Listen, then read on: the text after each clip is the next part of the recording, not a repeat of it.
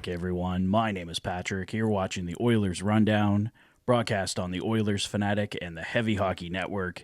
If you're down at the skills competition today at Rogers Place, hope you're enjoying it.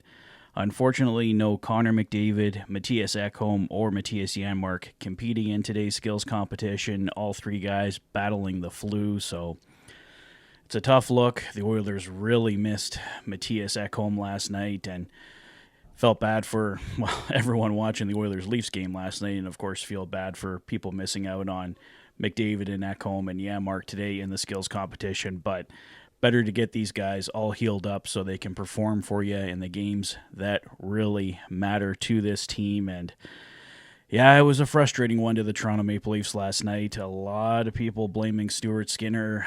You guys know my thoughts on Stuart Skinner from the Fanatic Rundown last night.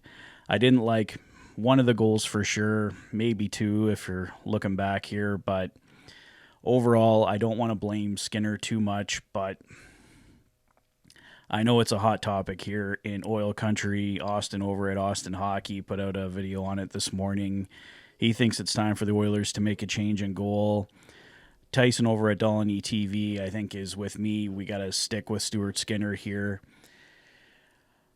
The Oilers' goaltending can always be improved. Most any position can be improved here on the Edmonton Oilers, and I would not be against the Oilers picking up another goaltender to be in a tandem with Stuart Skinner, but at the same time, Calvin Pickard has performed admirably as the Oilers' backup. I believe he's 9-1 in his last 10 appearances, so there's really not much you can complain about there.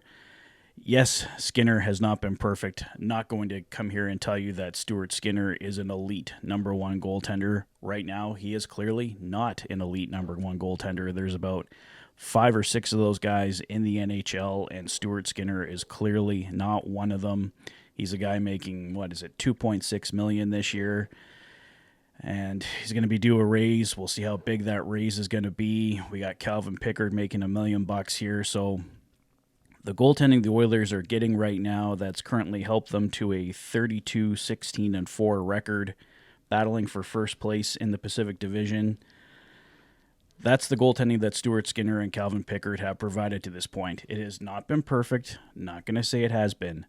But do the Oilers really need to go out there and get like a $10 million goaltender and be spending $10 million on a goaltender when goaltending is just so all over the place in the National Hockey League? A guy can come in and have a really strong 40-game stretch, and then he goes completely in the toilet. That's not the case with everybody, but I don't know.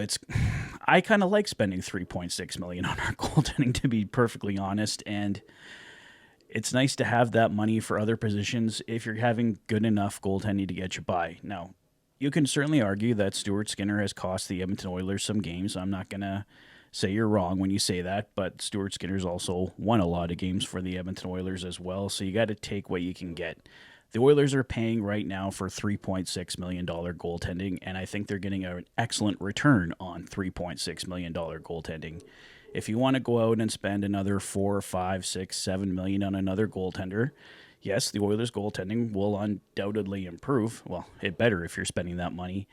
And yeah, we'll see what happens there, guys. There's options out there, Karel Vejmelka, I believe, John Gibson, but what the cost to acquire any of these guys is, who knows? Does it cost first-round picks? Does it cost prospects? I think the Oilers can go all the way with the goaltending they have. Stuart Skinner got them to within 2 goals of capturing the Stanley Cup last year. Calvin Pickard did appear in a couple games, but Calvin Pickard also lost one of those 2 games he appeared in, so it's not like Pickard was perfect either. And the Oilers can rely on a tandem. Just because you don't have one goalie going the whole way in the Stanley Cup playoffs, there's no problem with that. So if the Oilers want to go out and get another goaltender at the trade deadline, I don't have an issue with that. If they want to improve it, go for it. I'm just saying I don't think it's a massive need. I'd rather go for another defenseman, make us stronger defensively in front of our goaltender, because right now, like I said, a 32-16-4 record in the Pacific Division.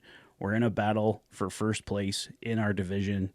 The Oilers aren't doing horribly with the goaltending they currently have. It can always be better, yes, but in my opinion, I don't think it's as massive of a need as people are making it out to be. So like I said, I'm happy to see an upgrade there if GM Stan Bowman, President Jeff Jackson deem it necessary, but I think the Oilers can get by with what they have. Like I said, I'd prefer another defenseman, maybe another weapon up front. I think the Oilers can get by with what they have. And just one other note I wanted to touch on, Oilers defenseman Ty Emberson has officially played enough games where he is no longer a Group 6 UFA free agent at the end of the year. He will be a restricted free agent, which will help the Edmonton Oilers here. We know they're talking contract with Ty Emberson. There was some speculation that a deal might be done before the end of January. Clearly, it's February now, so that didn't happen, but the Oilers and Emberson may be close on a new multi-year deal. I think Ty Emberson has been an excellent addition to the Oilers' defensive lineup, and I'm hoping he remains a staple for the Edmonton Oilers here in the years to come. If you want to read more on the Ty Emberson situation, our very own Ryan Lotsberg has a new article up at the Heavy Hockey website, which I'll link to in the description below. Matthias Ekholm, Matthias Janmark, Connor McDavid, all battling the flu. There may be other guys in the room as well. Apparently it's going through the dressing room. Dash at Heavy Hockey reported that on the AST Hangout on our appearance late last week. So hopefully with a couple days off here today and tomorrow, I guess most of the Oilers not having the day off with the skills competition, but at least it's not game action. With a little bit of time off, a little bit of rest, hopefully that will help the guys for their game on Tuesday against the St. Louis Blues. Round 2 against Dylan Holloway and Philip Broberg. So I think that's all I have for now, guys. Let me know your thoughts on everything. What do you think about the goaltending situation? Is Stuart Skinner and Calvin Pickard the answer? Do the Oilers have to go for another goaltender at the trade deadline? Let me know your thoughts on everything in the comment section below. If this is your first visit to the channel and you like what you see, please consider liking and subscribing for all the latest Oilers content. You've been watching the Oilers Fanatic. Thanks for being a fan.